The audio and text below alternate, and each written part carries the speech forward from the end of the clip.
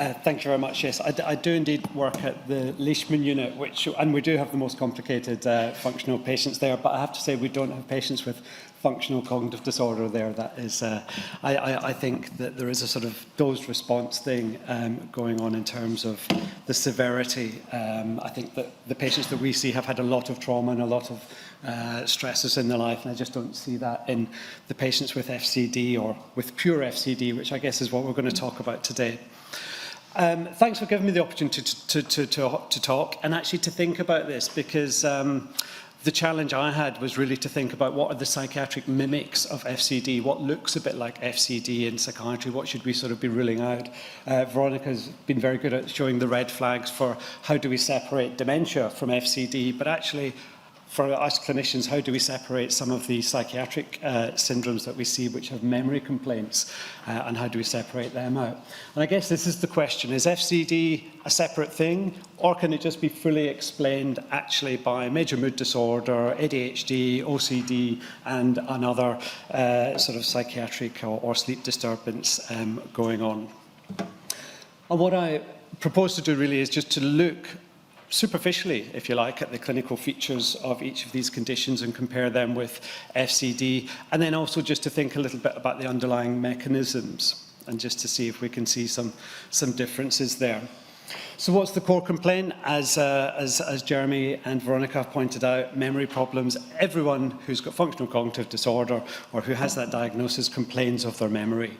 It's generally for like recent events, you know, I just can't remember what I did at the weekend, prospective lapses, I'm forgetting birthdays, don't get appointments, I'm in the middle of a conversation and everything just goes out of my mind, word finding difficulties. These things are all really, really common.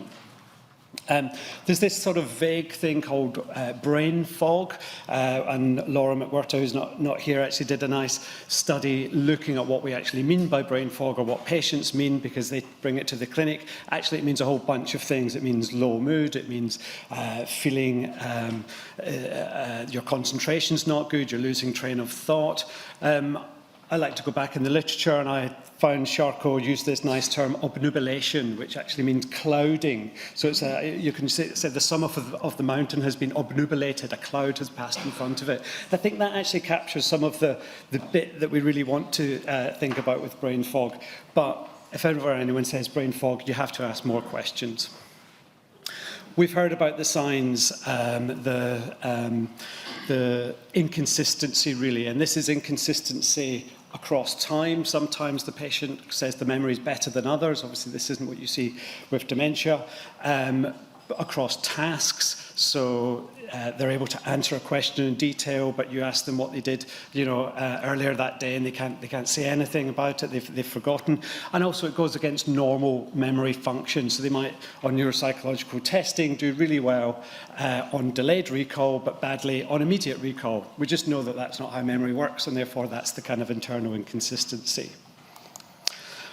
There's these other associations. Now, I think Jeremy's saying, he can correct me, but I think he's saying it's old depression and anxiety in another form. Well, I mean, that's kind of true in the sense that 80% of the patients do complain of having mild depression, but only 40% complain of actually moderate depression, the kind of depression that really gets your cognition and your memory going. So I don't think it could, well, anyway, I'm not going to say what I think quite yet. But you see where I'm going. The sleep disturbance is extremely common in these patients, broken sleep, an issue insomnia, and obstructive sleep apnea, famously. Sometimes I've been referred patients by Jeremy who had obstructive sleep apnea, but actually when Jeremy thought they might have functional cognitive disorder. So, you know, these are the kind of things that you can miss. Sorry, Jeremy, that feels more aggressive than I meant it. N of one, no. N of one. But what I'm saying is all these things can look a bit like it. And then psychosocial stressors. So it's very common that there's some sort of stressor, whether that's a bang to the head or unemployment or redundancy. Now, when I want to think about what the mechanism is for functional cognitive disorder, I don't do fancy neuroimaging tests. I just go back to the history books, and I see that Sir Henry Holland basically said it all about 150 years ago. He said that we often find the suspicion of failure of memory occurring earlier in life, often as perhaps in those in whom the faculty is most powerful. We often see it in people who have got high-powered jobs, architects, people who use their mind and mentation a lot in their work. They're proportionally jealous as to any tokens of decay, the kind of memory perfectionism, the good old days type stuff that Valerie was talking about. My memory was great in the past. And it's here with respect to the exercise, as with respect to the exercise of voluntary organs, that the apprehension of inability creates it. So it's actually the thinking about the memory that makes the memory worse. The mind cannot simultaneously be in two states of thought. You can't be worried about your memory and taking in all the information. And the anxious doubt of success interrupts by its presence the train of association upon which recollection depends. I mean, he said it all, didn't he? So long ago. And then what have Sarah and I tried to do? Restored confidence in such cases repairs the failure. Psychological treatment, basically modifying beliefs and expectations about what normal memory should be like and how your memory actually is. And that is the treatment. So anyway, we did it all. So is it all depression? Well, yeah, cognitive complaints are very common in depression. But when it's dose dependent. How severe your depression is really depends upon how bad the memory problems are. When you've got mild depression, it's actually minor forgetfulness. It's subtle lapses in attention. You just don't, you're not taking in things quite as well. I guess you're a bit, more focused on what's going on. You can't be bothered doing stuff. Your motivation and energy is reduced. When you have moderate depression, you actually do see more actual impairment on neuropsychological testing. You see more executive function problems, reduced processing speed.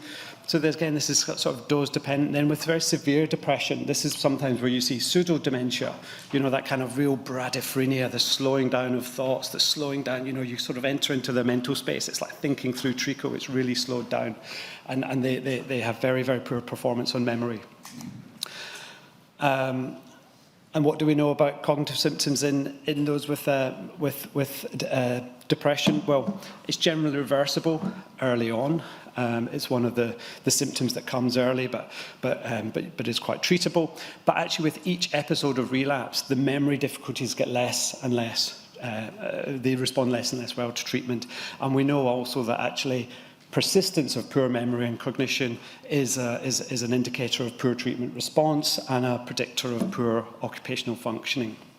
So it's a bad thing when it does happen. So what's the kind of way that it happens? And can this tell us anything about functional cognitive disorder and the mechanisms of functional cognitive disorder? Possibly. So you see, with the executive dysfunction, there's actually fMRI studies that demonstrate reduced activation of the prefrontal cortex and overactivation of the amygdala. So it's almost like your cognition is kind of getting captured by these hot, scary thoughts, and you're not able to reason and think and problem solve. There's impaired learning and recall, and we know actually that chronic stress interrupts the glucose metabolism, and that ends up with impaired neurogenesis in the hippocampus, and actually with repeated episodes of depression you get hippocampal volume loss. So that's directly why you're seeing some memory problems there. And then you've got these attentional biases. So you've got overactivation of the default mode network. You've got all these negative ruminations, so you're focused on that. They're intruding into your thought space, so you're not attending to the outside world. And you've got all this over-focus on potential threats. What's going to happen? Oh, that person's looking at me. Oh, they said that. That means that I've done something wrong. They don't like me. And then the memory biases. You tend to dwell on past, on the things that have gone wrong in the past. So that's well-established neuropsychological memory and cognitive changes that we know happen in depression. But notice it's the content of the process of cognition that captures the attention. It's what happened in the past, the negative, it's my failure in the past that really captures the attention, not the failed memory that's doing it. So that's quite different actually to functional cognitive disorders.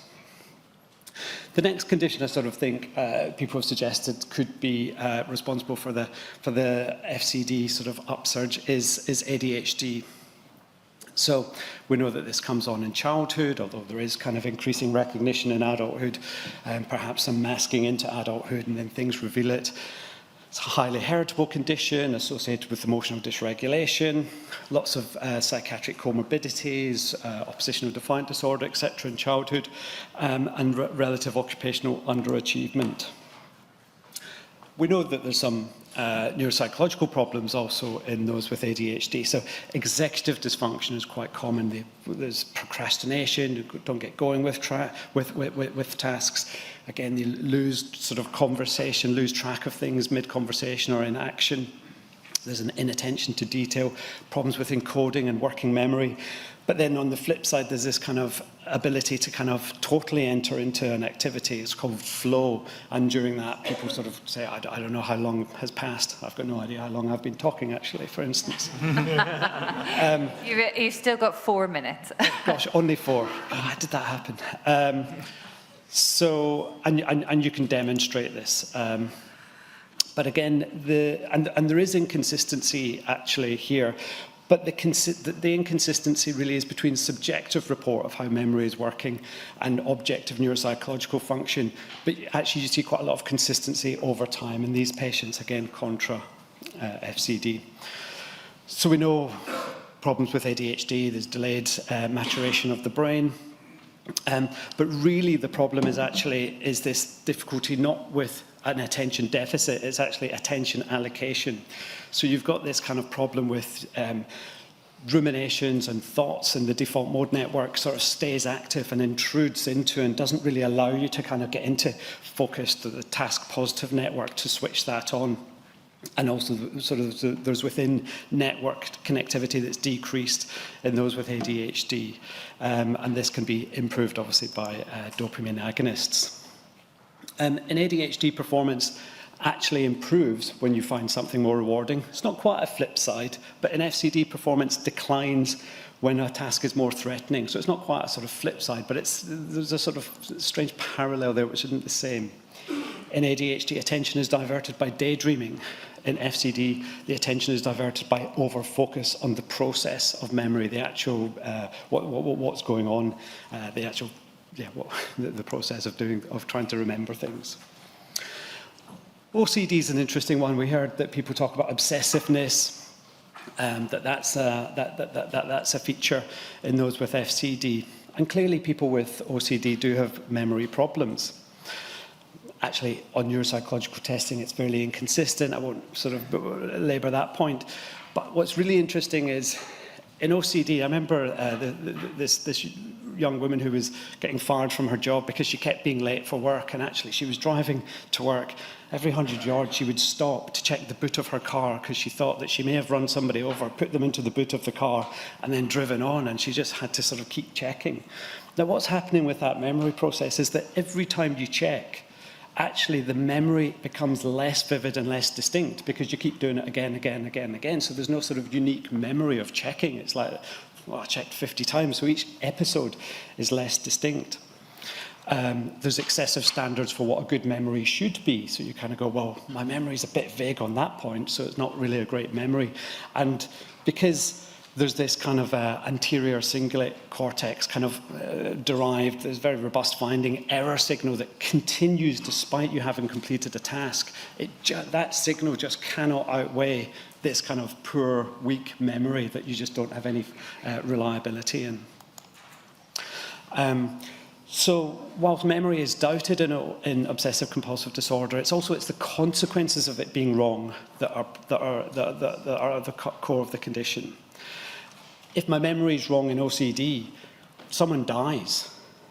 If in OCD, in FCD, if the memory is wrong, I might have dementia. It's quite a different sort of thing. It's a moral failure rather than a failure of bodily function.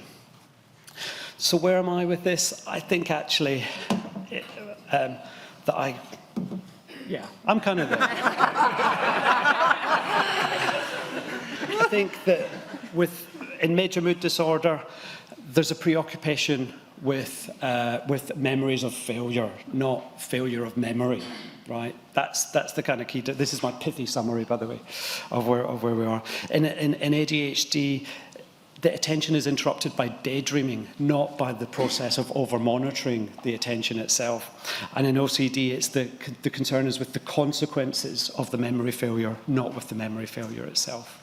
So anyway, that's my thoughts.